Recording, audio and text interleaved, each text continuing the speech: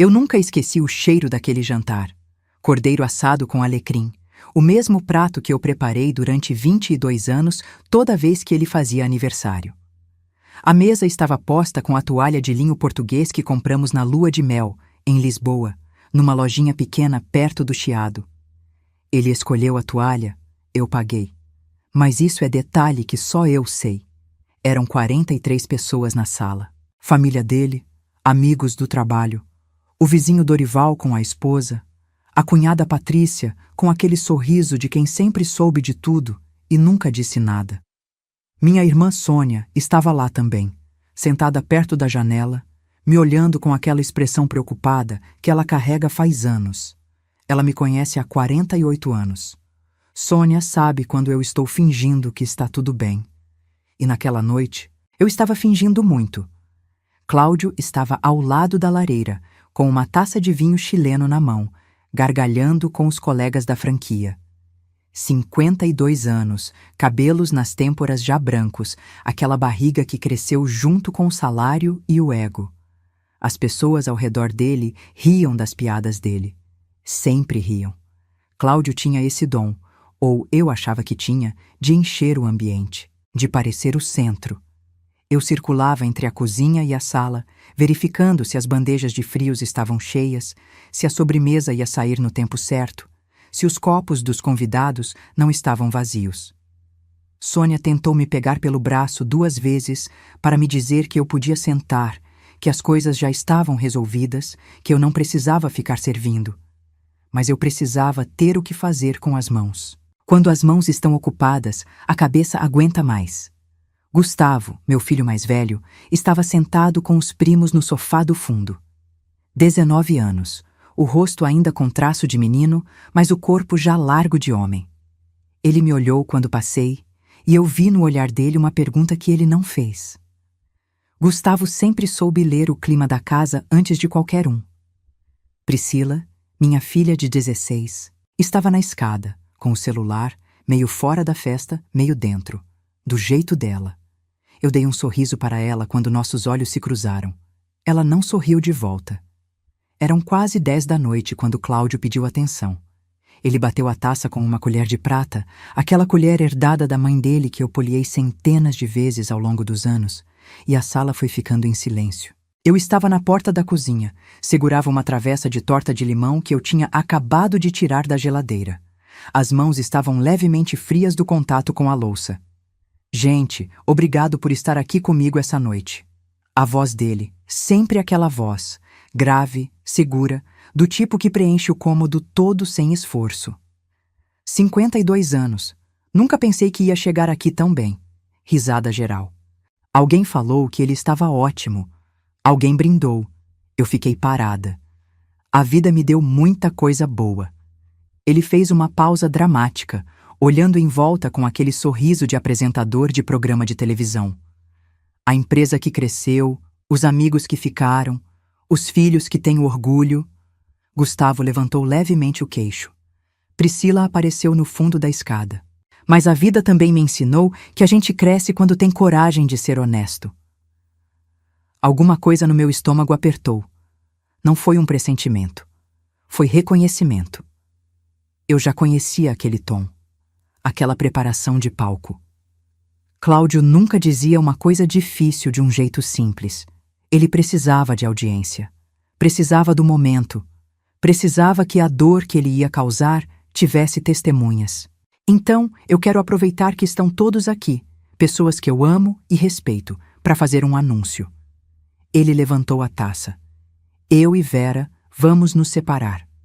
O silêncio que caiu naquela sala eu não consigo descrever direito para você. Foi o tipo de silêncio que você quase ouve. 43 pessoas que um segundo antes estavam rindo e, de repente, o único som era o rangido de uma cadeira, alguém prendendo a respiração, o tilintar da taça que a cunhada Patrícia apoiou devagar demais sobre a mesa. Eu não larguei a travessa. Isso é a coisa que eu me lembro com mais nitidez, que eu não larguei a travessa de torta de limão. Segurei, com as 2 mãos, a louça fria, os dedos firmes.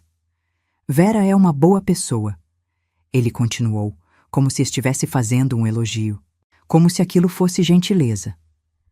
Mas a gente sabe que casamento precisa de parceria, e nos últimos anos.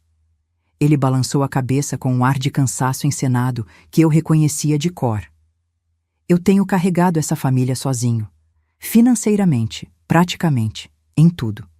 E eu preciso ser honesto, eu me sinto sobrecarregado. Me sinto. Pausa. A pausa era calculada. Eu sabia. Me sinto como uma pessoa que não contribui em nada do meu lado. E isso não é justo para nenhum dos dois. Peso morto.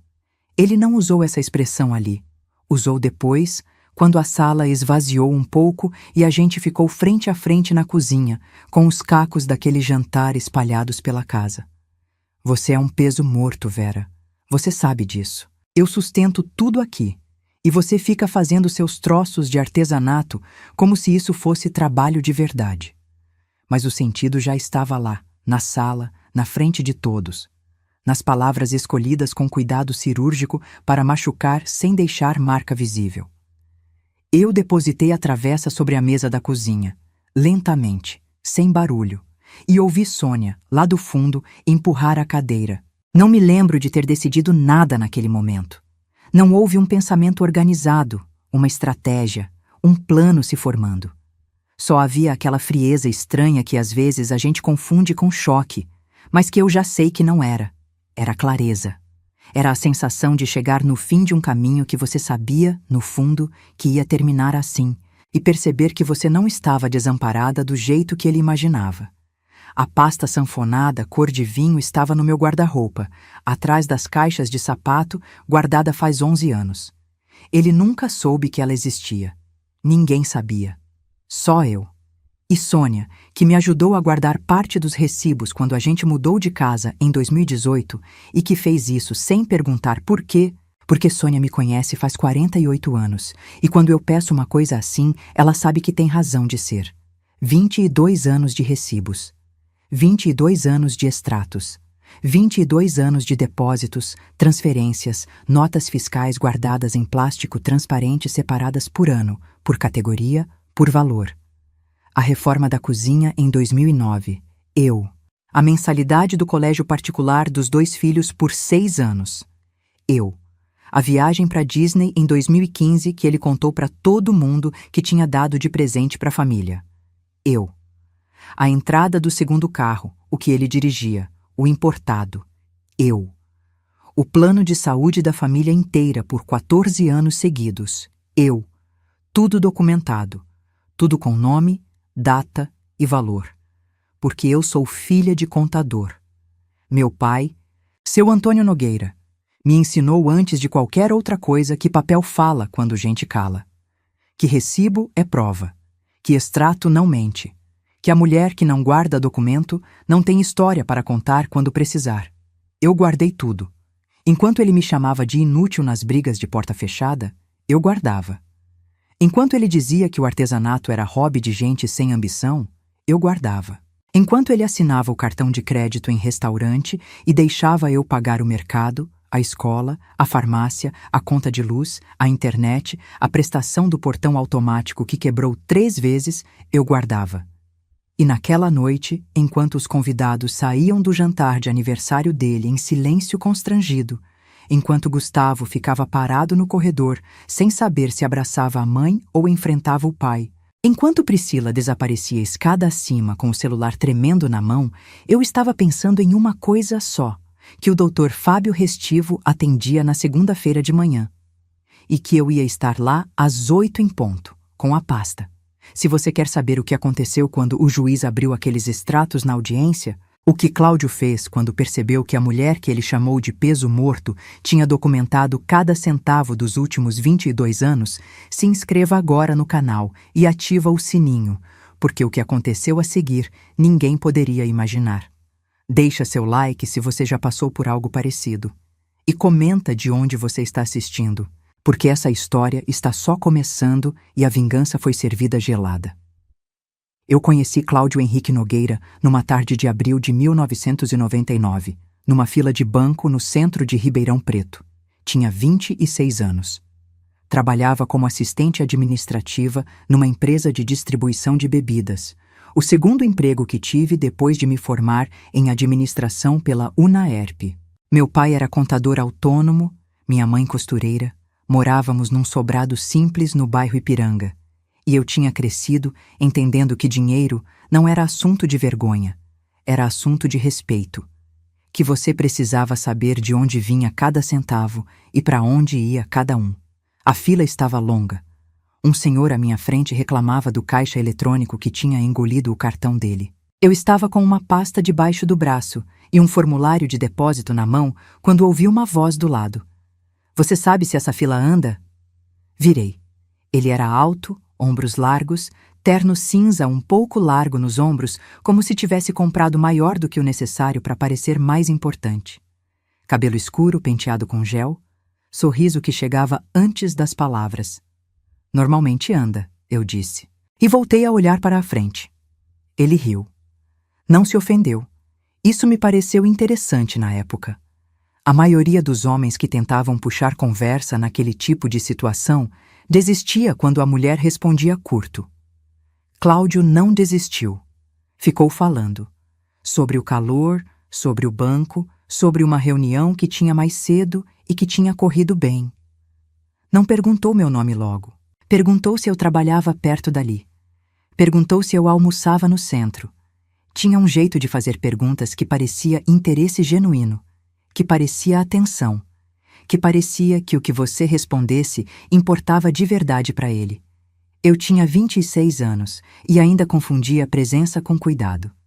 Saímos para tomar café naquela mesma tarde, num bar da rua Álvares Cabral. Ele me contou que trabalhava como representante comercial de uma distribuidora de alimentos, que tinha planos de abrir negócio próprio, que o pai tinha morrido cedo e que ele tinha aprendido cedo a se virar. Falava de si mesmo com uma mistura de orgulho e vulnerabilidade que eu não soube identificar como performance. Eu ouvia. Eu sempre ouvia demais. Ficamos 3 meses namorando antes do primeiro sinal. 3 meses em que ele aparecia com flores sem motivo. Me levava em restaurantes que eu não conhecia. Ligava à noite só para saber como tinha sido o dia. 3 meses em que eu fui me acostumando com aquela presença grande dele, com aquela voz que preenchia o ambiente, com a sensação de que alguém me enxergava. O primeiro sinal foi pequeno. Tão pequeno que eu o enterrei sem perceber. Eu tinha marcado um almoço com uma colega de faculdade, a Fernanda, numa sexta-feira. Já tínhamos o hábito de nos encontrar uma vez por mês. Cláudio ligou naquela manhã dizendo que tinha tido um dia difícil, que estava precisando me ver, que se eu pudesse cancelar o almoço para almoçar com ele, seria ótimo. Eu cancelei. Fernanda entendeu. Almoçamos juntos. Foi gostoso.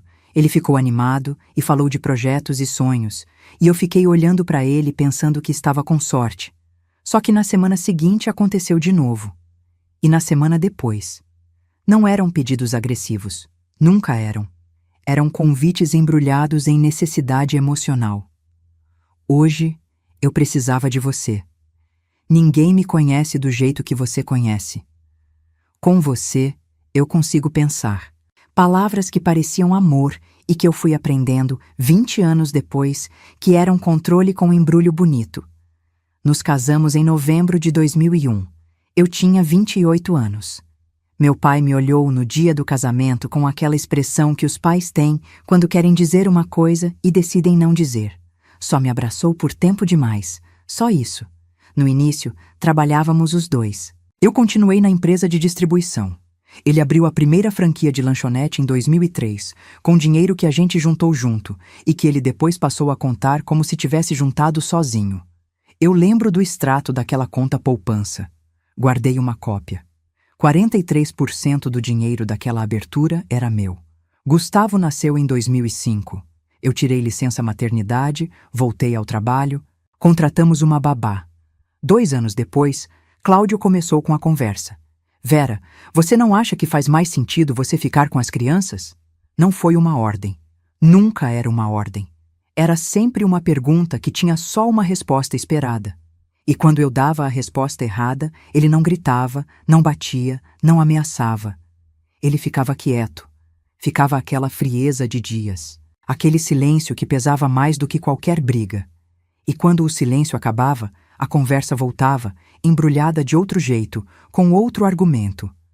Você mesma disse que estava cansada da empresa. Os filhos precisam de mãe presente. Com o que a empresa está crescendo, não precisamos dos dois trabalhando. Priscila nasceu em 2007. Em 2008, eu pedi demissão. Eu me digo, até hoje, que foi uma decisão minha, que eu quis, que foi uma escolha.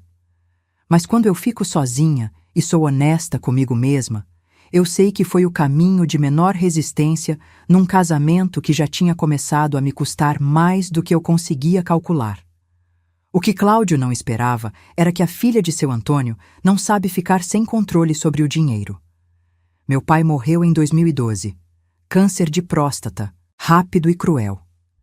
Me deixou uma herança de R$620 mil, resultado de décadas de trabalho e economia, guardada em CDBs no banco onde ele tinha conta faz 30 anos.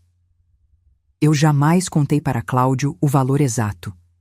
Disse que era uma quantia pequena, que o velho não tinha acumulado muito, que eu ia usar para ajudar nas despesas da casa. Ele não perguntou mais. Cláudio nunca se interessou pelos assuntos financeiros que ele não controlava diretamente, só pelos que ele achava que controlava. Transferi os 620 mil para uma conta só minha, num banco diferente, e deixei rendendo. A partir de 2012, toda a reforma da casa saía dali. Toda a mensalidade escolar que ele esquecia de pagar no prazo saía dali. Todo o plano de saúde no mês em que o cartão dele estourava saía dali. Toda viagem que ele anunciava para a família sem ter planejado o orçamento saía dali. Eu aprendi a linguagem das transferências discretas. Aprendi a pagar coisas em dinheiro, guardar recibo, fotografar o recibo, arquivar em plástico por data. Aprendi que quando uma mulher não tem renda declarada, ela precisa do dobro de documentação para provar que existe. Meu pai me ensinou isso. Não com palavras, mas com o exemplo de uma vida inteira de planilha organizada e gaveta etiquetada. As brigas foram aumentando com os anos, não sempre em volume, às vezes só em temperatura. Aquela frieza que dura dias. Aquele jeito dele de falar de mim para os amigos, como se eu fosse uma assistente doméstica levemente incompetente. A Vera fez um bolo que afundou no meio. Que situação! Você sabe como mulher é, né? Tudo vira drama. Risos, sempre risos. Nos últimos 5 anos, ele parou de tentar esconder. Dizia abertamente na minha frente que artesanato não era profissão, que ficar em casa não era trabalho, que ele sustentava tudo e eu era decoração. Gustavo ouvia e ficava desconfortável. Priscila ouvia e ficava brava. Mas ninguém dizia nada, porque quando você cresce dentro de uma dinâmica, ela parece normal até o dia que para de parecer. O dia que parou de parecer normal para mim foi uma tarde de setembro de 2022. Eu estava pagando a mensalidade da academia de natação da Priscila numa quinta-feira, numa loja de material esportivo perto de casa. A atendente processou o pagamento, me deu o recibo e me perguntou se eu queria o nome na nota. Eu disse meu nome. Vera Cristina Nogueira. Ela digitou, me olhou e disse com aquela gentileza sem malícia de quem não sabe que está dizendo alguma coisa importante. Que nome bonito! Parece de mulher que sabe o que quer. Eu fiquei parada por um segundo. Peguei o recibo, dobrei, coloquei na bolsa e no caminho para o carro, alguma coisa que estava endurecendo dentro de mim faz anos terminou de endurecer de vez. Naquela noite, quando Cláudio chegou do trabalho e jogou o paletó no sofá sem dizer boa tarde, eu estava na mesa da cozinha com a pasta sanfonada aberta na minha frente. Não porque ia mostrar para ele, mas porque eu precisava ver. Precisava passar os dedos pelos plásticos cheios de recibo, sentir o peso daqueles 20 anos documentados, lembrar a mim mesma do que eu sabia e que ele não sabia que eu sabia. Liguei para a Sônia naquela noite. Você tem os recibos da reforma de 2018 ainda? Perguntei.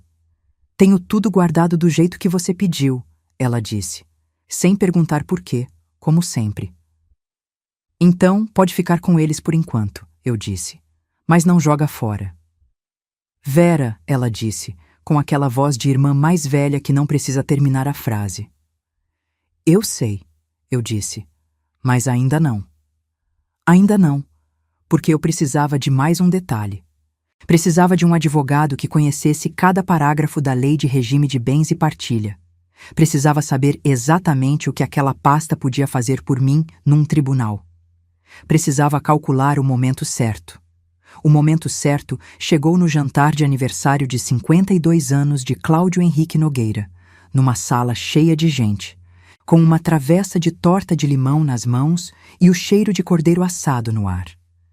Ele me deu o momento sem saber, e eu soube exatamente o que fazer com ele. O Dr. Fábio Restivo tinha um escritório no 5º andar de um prédio comercial na Avenida Presidente Vargas, com uma placa discreta de latão na porta e uma recepcionista que falava baixo como se soubesse que as pessoas que chegavam ali geralmente já estavam carregando peso demais. Cheguei às 8 da manhã de uma segunda-feira, 3 dias depois do jantar de aniversário. Tinha dormido pouco. Não de angústia, mas de pensamento organizado, aquele tipo de insônia que não é desespero, é planejamento. Fiquei deitada olhando para o teto do quarto, calculando valores, lembrando datas, ordenando mentalmente o que estava na pasta e o que precisava buscar ainda. Cláudio dormiu tranquilo esses 3 dias. Roncou, inclusive. Eu ouvia do outro lado da cama e pensava: ele realmente acredita que ganhou. A recepcionista me ofereceu café. Aceitei. Segurei o copo de isopor com as 2 mãos, do mesmo jeito que segurei a travessa de torta de limão 3 dias antes, e esperei. O Dr. Fábio me recebeu às 8h12. 50 e poucos anos, cabelos brancos nas laterais, óculos de grau com armação fina, um jeito de ouvir que me lembrou do meu pai. Não interrompeu. Deixou eu falar. Quando eu terminei de resumir a situação, ele ficou um momento em silêncio, dedos entrelaçados sobre a mesa, olhando para mim com aquela expressão de quem está calculando várias coisas ao mesmo tempo. "A senhora trouxe documentação?" ele perguntou. Eu coloquei a pasta sanfonada cor de vinho sobre a mesa dele. Ele abriu. Passou os olhos pelos primeiros plásticos. Virou algumas páginas. Parou num extrato de 2013. Olhou para mim. "Isso está organizado por ano?" "Por ano e por categoria", eu disse. Educação, saúde, moradia, transporte, lazer, cada categoria tem uma cor de clipe diferente. Ele ficou me olhando por um segundo mais longo do que o necessário. "Dona Vera", ele disse, "em 23 anos de advocacia de família, eu não recebi 3 clientes com documentação assim. Meu pai era contador", eu disse. "Ele dizia que papel fala quando gente cala." O doutor Fábio fechou a pasta com cuidado e colocou as 2 mãos em cima dela como se estivesse protegendo alguma coisa valiosa. "Me fala do regime de bens do casamento." "Comunhão parcial." Ele assentiu devagar. "A herança do pai da senhora, se mantida em conta separada e sem comprovar que foi utilizada em benefício do casal, pode ser defendida como bem particular. Mas os valores que a senhora usou para custear despesas familiares documentadas viram prova de contribuição", eu disse. Ele me olhou de novo com aquela expressão. "A senhora entende de direito de família?" "Eu entendo de números", eu disse. "O resto eu aprendi nos últimos meses." Porque eu tinha aprendido. Depois daquela noite de setembro de 2022, quando alguma coisa endureceu de vez dentro de mim, eu comecei a estudar. Não de maneira escancarada, não com livros abertos na mesa da sala. Estudei de madrugada, no celular, com o brilho na tela no mínimo para não acordar Cláudio. Li artigos sobre regime de comunhão parcial. Li decisões de tribunais sobre partilha de bens. Li sobre o que a jurisprudência brasileira considerava contribuição financeira indireta. Li sobre o que acontecia quando uma mulher sem renda declarada conseguia provar que bancou a estrutura do casamento com recursos próprios. Li tudo isso enquanto ele dormia e roncava ao meu lado, achando que tinha uma mulher sem ambição na cama. O doutor Fábio e eu ficamos 2h30 naquele escritório na primeira reunião. Saí com uma lista de documentos complementares que eu precisava reunir, um prazo para ele estudar o caso com profundidade e uma sensação no peito que eu não sentia há muito tempo. Não era alegria, era algo mais sério do que isso. Era a sensação de estar de pé sobre chão firme depois de anos andando em superfície que cedia. Sônia me esperava no carro, estacionado na rua de baixo. Entrei. Ela não perguntou como tinha ido. Me olhou. Eu olhei de volta. Ele pode trabalhar com isso? Ela perguntou. Ele pode trabalhar com muito, eu disse. Sônia respirou fundo, fechou os olhos por um segundo. Quando abriu, tinha aquela expressão de irmã mais velha que esperou anos por uma conversa que nunca quis ter que acontecer. Você vai precisar sair de casa antes do processo formal ou pode ficar? Dr. Fábio disse que posso ficar até a audiência de conciliação, que sair voluntariamente pode complicar a questão dos bens. Então você vai continuar morando com ele. Por enquanto. Sônia olhou para a frente, para o para-brisa, para o movimento da avenida. Quanto tempo? 2, 3 meses. Depende do andamento. Ela ficou um momento em silêncio. Depois, colocou a mão sobre a minha no banco do carro. Não disse nada. Não precisava. Voltei para casa naquela tarde como se tivesse ido ao mercado. Coloquei a pasta de volta no guarda-roupa, atrás das caixas de sapato e fiz o jantar. Frango assado com batata, o prato que Cláudio pedia toda segunda-feira. Ele chegou às 7, jogou o paletó no sofá, perguntou o que tinha para comer, não perguntou como tinha sido meu dia. Tinha sido o melhor dia que eu tive em anos. Mas ele não sabia disso. Nos dias que se seguiram, eu operei em 2 registros ao mesmo tempo. Na superfície era a Vera de sempre. Fazia o café da manhã, buscava a Priscila da natação, regava as plantas da varanda, conversava com a vizinha Dona Carminha sobre a reunião do condomínio. Por dentro, eu estava montando um processo. O Dr. Fábio me pediu os extratos bancários dos últimos 5 anos da conta conjunta. Eu os tinha. Me pediu recibos de obras e reformas da casa. Eu os tinha. Me pediu comprovantes de pagamento das mensalidades escolares. Eu os tinha. Me pediu notas fiscais de viagens pagas com meu cartão. Eu as tinha, todas em plástico, separadas por cor de clipe. Cada item que ele pedia, eu já tinha separado. Em 3 semanas, eu tinha entregue ao Dr. Fábio uma documentação que ele descreveu, por escrito no e-mail, como extraordinariamente completa para um caso de dissolução litigiosa com disputas patrimoniais desta complexidade. Eu li esse e-mail 3 vezes. Guardei uma cópia impressa na pasta. Foi na 4ª semana que Cláudio cometeu o erro que não esperava que fosse erro. Ele contratou um advogado. O Dr. Marcos Siqueira, sócio de um escritório grande no centro, especialista em direito empresarial com uma ala de família. Eu soube pelo Gustavo, que ouviu o pai falando ao telefone no escritório de casa com a porta entreaberta. Gustavo me contou naquela mesma noite, em sussurro na cozinha, enquanto eu lavava a louça. Mãe, ele está contratando advogado. Eu sei, filho. Gustavo me olhou. 19 anos, rosto sério, aquele jeito dele de tentar entender o que está acontecendo por baixo do que está aparecendo. Você já tem advogado? Não foi uma pergunta. Tenho. Ele ficou um momento olhando para a pia, para o vapor da água quente. Você está bem? Estou melhor do que você imagina, eu disse. E era verdade.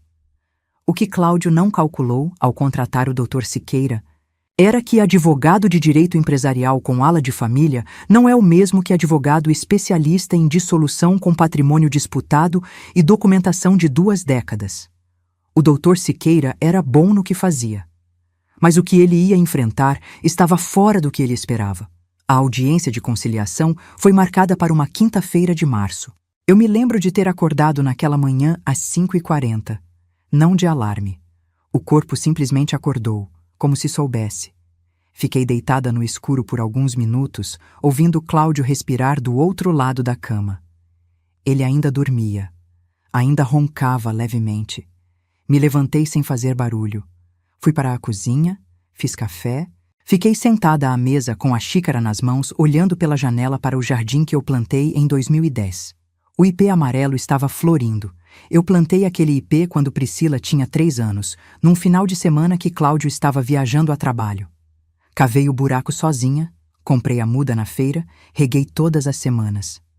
Cláudio, quando voltou e viu a árvore, perguntou quem tinha plantado. Eu disse que eu. Ele deu uma risada e disse que eu ia matar a planta em 2 meses. O ipê tinha 15 anos e estava florindo. Me vesti com cuidado naquela manhã. Calça preta, blusa de seda marfim que Sônia me deu de aniversário, sapato de bico fino com salto médio, não exagerado, não apagado. O tipo de roupa que diz, eu sei onde estou e por que estou aqui. Coloquei a pasta sanfonada cor de vinho dentro de uma sacola de tecido bordada que eu mesma fiz, com fio de algodão cru, no padrão de trançado que eu desenvolvi sozinha e que a Sônia insistia que eu vendia por menos do que valia. Cláudio saiu para o trabalho antes de mim naquela manhã, sem saber que eu tinha audiência. Ele achava que a audiência era na semana seguinte. O doutor Fábio tinha me orientado a não corrigir esse equívoco. Gustavo apareceu na cozinha quando eu estava prestes a sair, de bermuda e camiseta, cabelo ainda bagunçado de sono.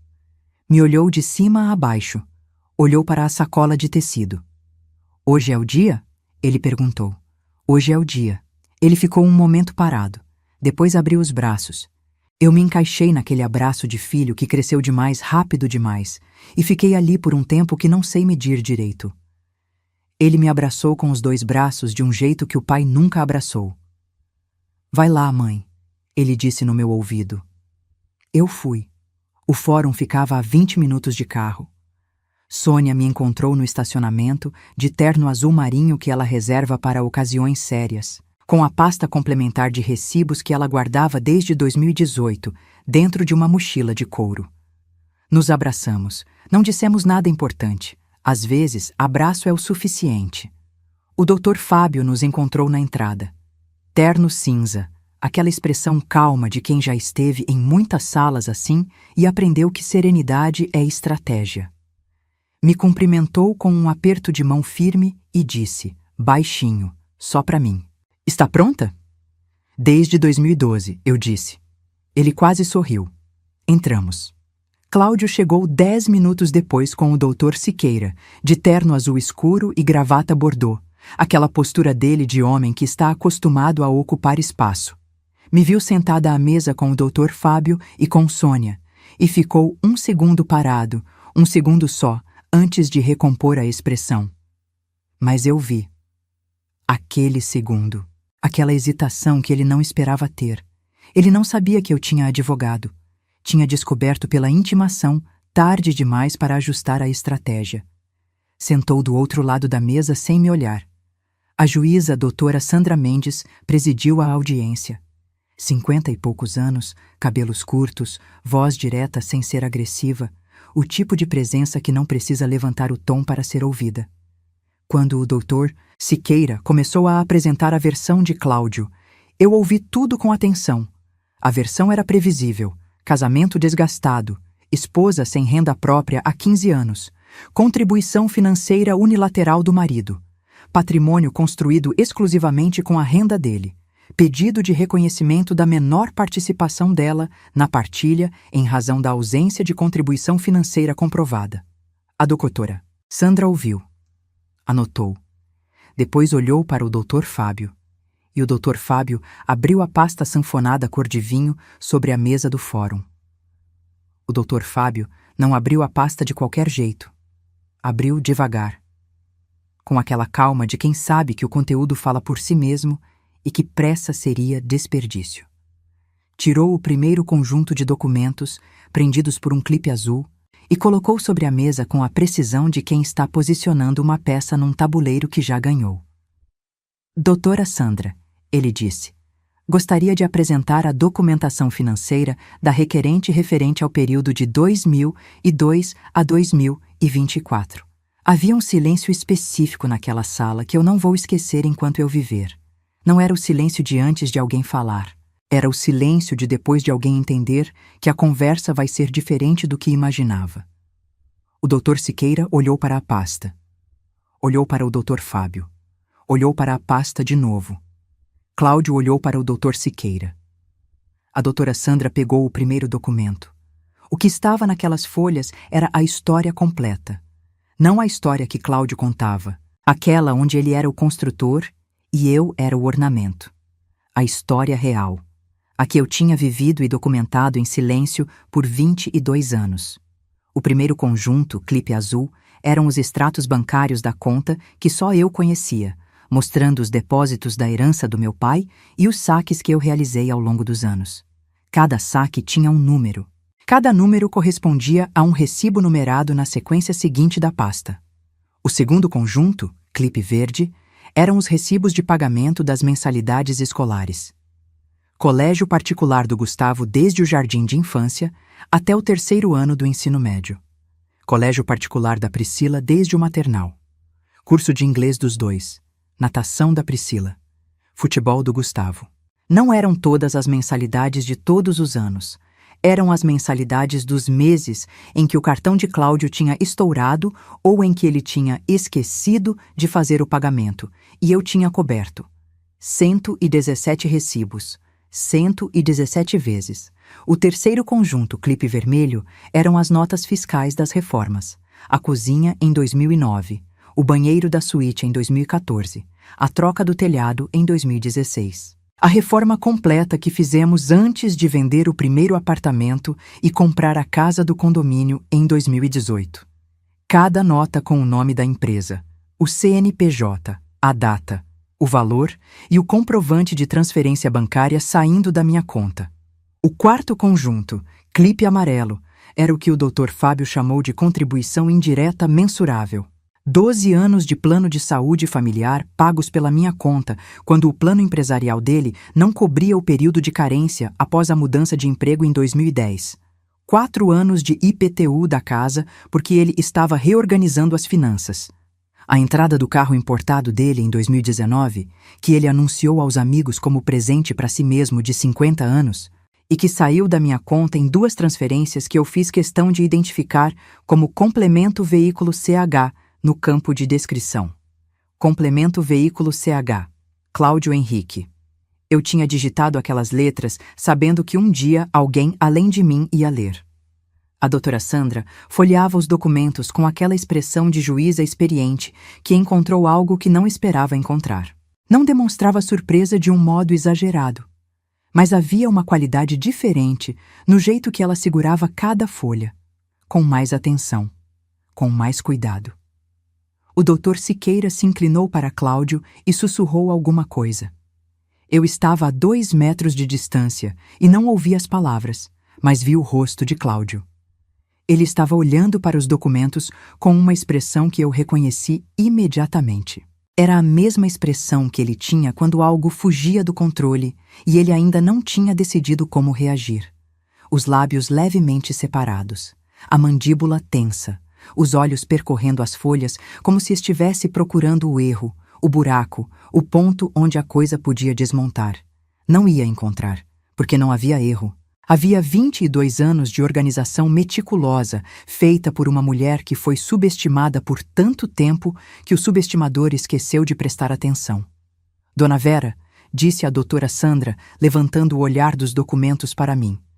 A senhora pode confirmar que todos esses pagamentos foram realizados com recursos de conta bancária de sua titularidade exclusiva? Posso, eu disse. Os extratos completos estão no conjunto de clipe branco, que é o último da pasta. Ela olhou para o Dr. Fábio. Ele entregou o último conjunto. Ela abriu. O silêncio que se fez quando a doutora Sandra começou a ler os extratos era diferente do anterior. Era mais pesado. Tinha textura. Era o tipo de silêncio que acontece quando uma sala inteira percebe que a história que estava sendo contada era outra. Foi nesse silêncio que a doutora Sandra disse, sem levantar os olhos do papel. Doutor Siqueira, em nome do seu cliente, o senhor tem ciência da extensão desses valores? O doutor Siqueira ficou 1 segundo antes de responder. Estamos tomando conhecimento agora, doutora Sandra. Tomando conhecimento agora. Ela repetiu, não com ironia, com aquela precisão de quem registra cada palavra porque cada palavra vai importar depois. Cláudio olhou para mim pela primeira vez desde que entrou na sala. Eu o olhei de volta. Não com raiva. A raiva eu tinha processado em outras madrugadas, em outros momentos, em outras conversas com Sônia, que duraram até o telefone esquentar. Naquele momento específico, sentada naquela cadeira com a sacola de artesanato no colo e a pasta cor de vinho aberta sobre a mesa, o que eu sentia era algo que não tem nome exato. Era a serenidade de quem chegou até o ponto que sabia que ia chegar e que fez cada passo do caminho com os próprios pés. Ele abriu a boca, fechou, abriu de novo. Vera, ele disse. Baixinho. Só isso. Eu não respondi. O doutor Fábio pediu a palavra. A doutora Sandra autorizou.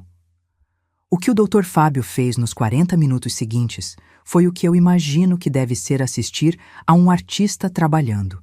Ele não atacou, não performou. Apresentou os números com a clareza de quem conhece cada centavo de cor e vai fazer questão de que todos os presentes também conheçam. Total documentado de contribuição financeira direta, da requerente ao patrimônio e as despesas familiares entre 2002 e 2024. R$ 387.200. Mais a herança aplicada, os rendimentos acumulados e a valorização dos bens que haviam sido custeados ou co-custeados com esses recursos. O argumento de contribuição unilateral do requerido, segundo o Dr. Fábio, não apenas não se sustentava como invertia a narrativa apresentada. O Dr. Siqueira pediu uma pausa. A doutora Sandra concedeu 15 minutos. Saímos para o corredor. Sônia ficou do meu lado sem dizer nada, com a mão levemente encostada no meu braço, aquele contato físico que ela tem de oferecer presença sem precisar de palavra. O Dr. Fábio ficou a uma distância discreta, no celular, sem nos pressionar. Do outro lado do corredor, Cláudio e o Dr. Siqueira conversavam em voz baixa encostados na parede. Eu via, pela postura dos dois, que a conversa era difícil. O Dr. Siqueira falava com a expressão de quem está reorientando uma estratégia que foi construída sobre premissas erradas. Cláudio ouvia com os braços cruzados e o olhar fixo no chão. Aquele homem tinha passado 22 anos convicto de que eu não entendia nada de dinheiro. Tinha passado 22 anos construindo uma narrativa de provedor único, de arquiteto da família, de homem que carregava tudo nas costas enquanto a esposa ficava em casa fazendo tricô. Não era tricô, era artesanato. E não era só artesanato. Era também uma pasta sanfonada cor de vinho guardada atrás de caixas de sapato no guarda-roupa de um quarto, onde ele dormia e roncava sem imaginar o que estava a 3 metros dos seus pés. Quando voltamos para a sala, o doutor Siqueira informou que o requerido não tinha interesse em prosseguir com a audiência de conciliação nos termos anteriores e que solicitava prazo para análise da documentação apresentada e reformulação da proposta. A doutora Sandra concedeu o prazo. Antes de encerrar, olhou para os dois lados da mesa. Quero que fique registrado, ela disse, com aquela voz direta que não precisava de volume para preencher o ambiente, que a documentação apresentada pela requerente representa um nível de organização e previsão que este juízo raramente encontra em processos desta natureza. Será considerada em sua integralidade. Depois olhou para mim, só por um segundo, com aquela expressão que não era pessoal, que era profissional, mas que eu recebi como se fosse as duas coisas ao mesmo tempo. Eu agradeci com a cabeça. Fomos embora antes deles. No corredor, Sônia pegou minha mão. Nós duas caminhamos até o elevador sem falar. Entramos. As portas fecharam. E quando as portas fecharam e ficamos as duas sozinhas naquela cabine descendo os 5 andares, Sônia soltou minha mão, me virou de frente para ela e me olhou com os olhos cheios de um negócio que não era lágrima, mas que estava perto. Pai estaria orgulhoso, ela disse. Eu respirei fundo. Segurei. Soltei devagar. Eu sei, eu disse. 3 semanas depois, o Dr. Siqueira entrou em contato com o Dr. Fábio com uma proposta de acordo. Era significativamente diferente da que Cláudio tinha anunciado no jantar de aniversário, aquela onde eu saía com o mínimo, porque, segundo ele, não tinha contribuído com nada. A nova proposta reconhecia minha participação integral no patrimônio em comunhão, incluindo 50% da casa do condomínio, 50% das cotas das franquias e a manutenção da guarda compartilhada dos filhos, com residência principal comigo, até Priscila completar 18 anos.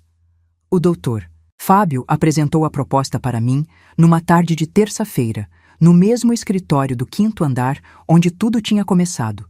Eu li com cuidado, linha por linha, do jeito que meu pai me ensinou a ler qualquer documento que exige assinatura.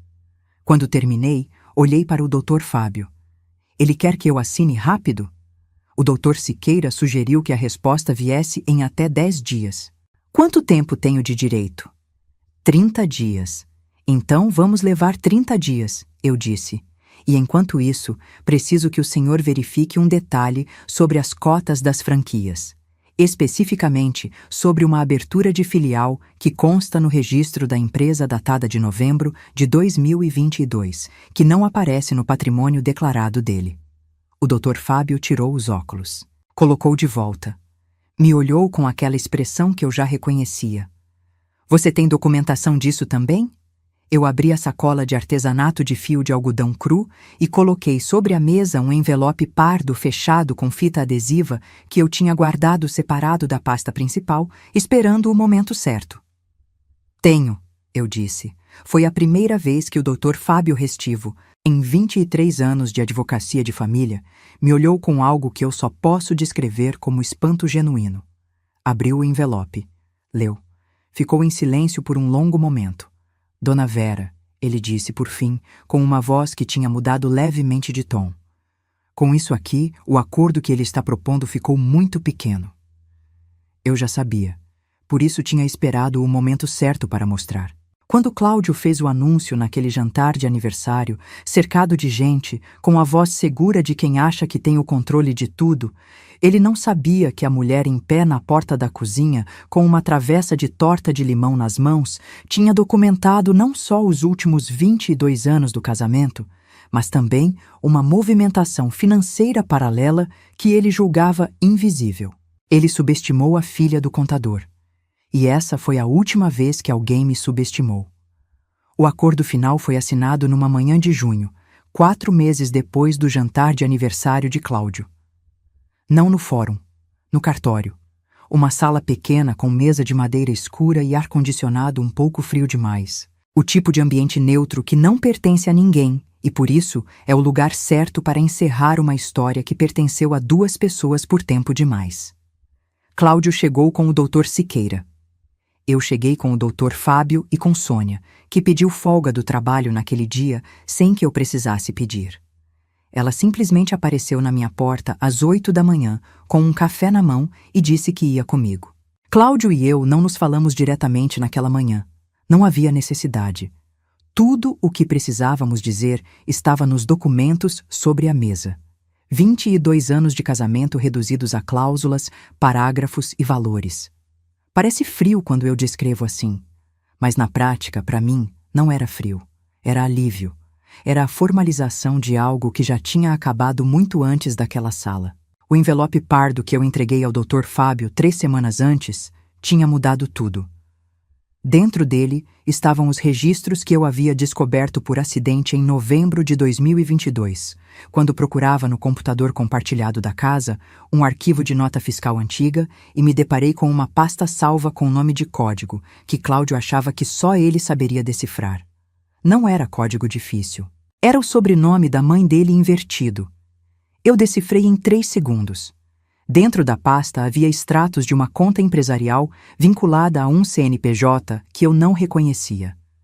Uma filial das franquias aberta em nome de um laranja, movimentando lucros que não apareciam na declaração conjunta. Não era um valor absurdo. Era consistente. Era metódico. Era exatamente o tipo de coisa que um homem faz quando está convicto de que a mulher ao lado não entende de número nenhum. Eu não entendi de imediato o peso jurídico daquilo. Mas entendi o suficiente para fotografar cada tela, salvar em pendrive, imprimir tudo numa gráfica do outro lado da cidade e guardar no envelope pardo. Fiz isso naquela mesma tarde de novembro de 2022, enquanto ele estava no trabalho, e não toquei mais no assunto por mais de 1 ano. Esperei. Filha de contador aprende que o momento de apresentar o número importa tanto quanto o número. Quando o Dr. Fábio viu o conteúdo do envelope, ele soube imediatamente o que fazer. A movimentação não declarada alterava substancialmente o patrimônio real de Cláudio em relação ao que havia sido apresentado. Não era crime que cabia a mim provar na esfera penal, mas na esfera civil, no contexto de partilha de bens, aqueles documentos tinham peso considerável. O Dr. Siqueira recebeu o conteúdo por via formal 10 dias antes do prazo de resposta ao acordo anterior. A nova proposta chegou em 48 horas. 50% da casa do condomínio fechado, avaliada em R$950 mil. 50% das cotas das 2 franquias registradas oficialmente. Uma compensação adicional, negociada referente ao período de contribuição indireta não declarada, no valor de R$140 mil, a ser pago em 24 parcelas mensais. Guarda compartilhada da Priscila com residência principal comigo. Pensão alimentícia para ela até os 24 anos ou até o término da graduação. Eu li o acordo 3 vezes antes de assinar, do jeito que meu pai ensinou. Depois, assinei. A caneta deslizou sobre o papel com um som quase imperceptível. Uma assinatura de nada. Um segundo de nada. O fim de 22 anos. Saímos do cartório às 11h20 da manhã de uma sexta-feira de junho, com sol forte na calçada. Aquele sol de interior paulista que não pede licença. Sônia colocou o óculos de sol, olhou para mim e disse: "Café?" Fomos tomar café numa padaria a 2 quadras do cartório. Pedimos pão de queijo. Ficamos sentadas numa mesa da calçada, com o sol batendo de lado, sem falar de nada importante por um tempo que não sei medir. Às vezes, silêncio com a pessoa certa é o que tem de mais nutritivo. Depois, Sônia perguntou: "E agora?" Eu olhei para o café na xícara. Pensei na pergunta de verdade, não de modo apressado. Agora eu cuido da casa por mais alguns meses até a Priscila terminar o ano letivo. Depois a gente vê. A casa vai ficar grande. Vou encolher ela, então. Sônia me olhou por cima da xícara. "Você já tem alguma ideia?" Eu tinha. Tinha passado os últimos 2 meses pensando nisso, nas madrugadas em que acordava cedo e ficava olhando para o teto com a cabeça mais clara do que tinha estado em anos. Quando você para de gastar energia tentando estabilizar uma estrutura que está desmoronando, sobra muita energia para outras coisas. O artesanato, que Cláudio chamava de hobby de gente sem ambição, tinha virado nos últimos 3 anos uma renda constante. Não enorme, mas constante e crescente. Eu vendia por uma plataforma de produtos artesanais e por encomenda, principalmente peças decorativas e bolsas de fio cru que eu desenvolvia com padrão próprio. A sacola que eu levei para o cartório naquela manhã era minha. O padrão de trança era meu. 3 clientes me pediram por aquela sacola antes que eu chegasse em casa. Tinha uma ideia que ficava voltando. Um ateliê pequeno. Não uma loja grande, não uma franquia, nada que exigisse o tipo de estrutura que eu não queria gerenciar sozinha. Um espaço, talvez na garagem da casa nova, com bancadas de trabalho, luz natural, lugar para receber encomendas e dar aulas para mulheres que quisessem aprender. Eu tinha feito as contas. Com a compensação mensal do acordo e com a renda do artesanato já existente, era viável. Era mais do que viável. Contei para a Sônia. Ela ouviu tudo sem interromper. Do jeito que ouve quando está prestando atenção de verdade. Quando terminei, ela colocou a xícara na mesa e disse: "Você precisa de uma sócia?" Olhei para ela. "Eu estava pensando em me aposentar mais cedo de qualquer jeito", ela disse, com aquela voz de quem já decidiu, mas está esperando o momento certo para contar. "E eu tenho as melhores mãos para tricô da família, você sabe disso." Eu soube naquele momento, sentada naquela calçada com o sol de junho batendo de lado e o pão de queijo esfriando no prato, que a vida estava começando um capítulo que o anterior, por mais longo que tivesse sido, nunca tinha conseguido ter. Priscila, quando soube dos detalhes do acordo naquela tarde, ficou quieta por um tempo. Ela tem esse jeito, a Priscila.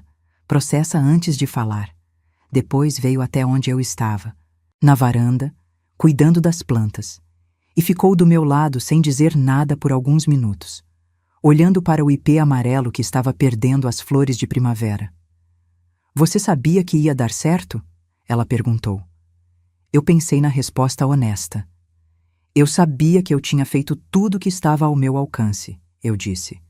O resto dependia de outras coisas. Mas quando você faz a sua parte com cuidado e com tempo, as outras coisas geralmente caminham junto. Ela ficou olhando para o ipê. O vovô Antônio te ensinou isso? O vovô Antônio me ensinou a guardar recibo, eu disse. O resto a vida ensinou. Ela quase sorriu. Priscila sorri de um lado só, igual ao avô. Eu nunca disse isso para ela, mas um dia vou dizer. Gustavo foi o que reagiu de um modo mais inesperado. Na semana depois da assinatura do acordo, ele me ligou numa tarde e disse que queria conversar. Almoçamos juntos, os dois, num restaurante que ele escolheu perto da faculdade. Comemos, falamos de coisas banais, e quando o café chegou ele colocou os cotovelos na mesa, entrelaçou os dedos do mesmo jeito que o doutor Fábio fazia quando estava pensando e disse: Mãe, eu quero pedir desculpa. Olhei para ele. Por quê? Por não ter dito nada antes, por ter visto as coisas acontecendo e ficado quieto porque era mais fácil. Eu fiquei um momento em silêncio. Gustavo, eu disse, você tinha 11 anos quando aquilo começou a ficar pesado. Você não tinha obrigação nenhuma de fazer o que adulto não fez. Ele sacudiu a cabeça levemente. Eu tinha mais de 11 anos nas últimas vezes. Tinha. E ficou quieto porque cresceu dentro daquela casa e ficou parecendo normal. Isso não é fraqueza. É o que acontece com todo mundo que está perto demais de uma coisa por tempo demais.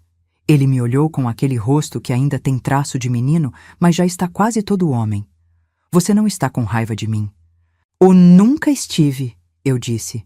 E era a verdade mais simples e mais inteira que eu já falei. Ele respirou. Soltou os ombros. Tomou o café. Quanto a Cláudio, eu soube por Gustavo, alguns meses depois, que ele tinha saído da casa do condomínio e estava morando num apartamento alugado no centro. Que a conta das franquias estava sendo auditada por iniciativa do sócio, que tinha ficado desconfortável com o que veio à tona. Que ele andava mais quieto, menos daquele modo de preencher os ambientes que eu confundi por tanto tempo com presença de verdade. Eu não me alegrei com isso. Não é o tipo de pessoa que eu quero ser, aquela que se alimenta do sofrimento do outro mesmo quando o outro fez por merecer. O que eu senti quando soube foi algo mais neutro. Foi o fechamento de um ciclo. Foi a confirmação de que as consequências existem mesmo quando a gente não está por perto para vê-las. Ele não me ligou. Não me mandou mensagem. Uma vez, meses depois, cruzamos no estacionamento do mercado. Ele com uma sacola pequena, aquela de pessoa que mora sozinha e compra para uma pessoa só. Me viu. Parou. Ficou um segundo com aquela expressão de quem tem coisas para dizer e não sabe se tem direito de dizê-las. Eu disse boa tarde com o mesmo tom que usaria com qualquer pessoa. Ele disse boa tarde de volta. Passei com o carrinho. Não olhei para trás. O ateliê abriu 5 meses depois da assinatura do acordo. Numa sala que reformei na parte de baixo da casa, com bancada de madeira que Sônia ajudou a escolher, iluminação natural pela janela que ampliamos e uma placa pequena de madeira na entrada que Priscila pintou à mão com tinta acrílica. Artesanato Vera Nogueira. Fio, forma e tempo. A primeira turma de aulas tinha 7 mulheres, idades entre 32 e 61 anos. Uma professora aposentada, uma enfermeira, 2 donas de casa, uma recém-divorciada que não contou muito sobre si, mas que apareceu na primeira aula com os olhos ainda vermelhos e que na 4ª aula apareceu rindo de um comentário que ela mesma fez sobre o próprio trabalho.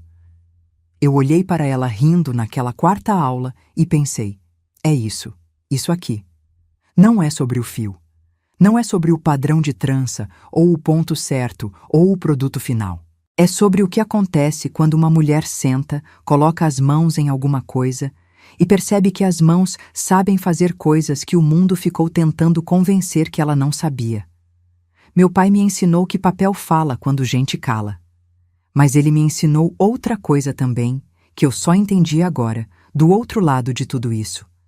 Ele me ensinou, sem palavras, sem discurso, só pelo exemplo de uma vida de trabalho honesto e gaveta etiquetada.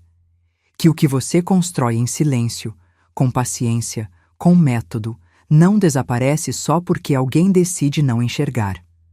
Que a verdade não precisa de volume, que ela só precisa de tempo e de uma pasta sanfonada cor de vinho guardada no lugar certo. Eu tenho 48 anos. Tenho um ateliê com luz natural e uma sócia que tem as melhores mãos para tricô da família. Tenho uma filha que sorri de um lado só igual ao avô e um filho que aprendeu a pedir desculpa. Tenho um ipê amarelo de 15 anos no jardim que alguém disse que eu ia matar em 2 meses. Tenho uma pasta sanfonada cor de vinho que não preciso mais esconder de ninguém. E tenho a certeza que ninguém tira mais de mim, de que dignidade não é o que os outros decidem te dar. É o que você constrói, recibo por recibo, ano por ano, em silêncio, enquanto espera o momento certo. O momento certo chegou. E eu estava pronta. Se essa história tocou o seu coração, se você se identificou em algum momento dessa jornada, deixe seu comentário aqui embaixo, contando de onde você está assistindo e o que mais tocou você. Compartilhe esse vídeo com aquela amiga, prima, vizinha que precisa ouvir essa mensagem. Que dignidade não se negocia, que amor próprio vem primeiro e que nunca é tarde para recomeçar.